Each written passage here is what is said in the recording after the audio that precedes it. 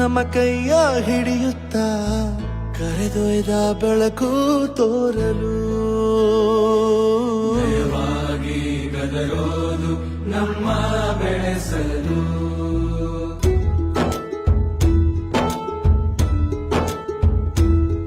ಭಾಷೆ ಅಮೃತ ಕುಡಿಸೋ ತಾಯಾಗಿ ಭಾಷೆ ಅಮೃತ ಕುಡಿಸೋ ತಾಯಾಗಿ ಭವಿಷ್ಯ ಬರೆವಂತ ತಂದೆ ನೋವಾಗಿ ಬರೆವಂತ ತಂದೆ ನೋವಾಗಿ ಚಂದದ ಜೀವನನ ನೀಡಿರೋ ಗುರುಗಳು ನಮ್ಮ ಗುರುಗಳು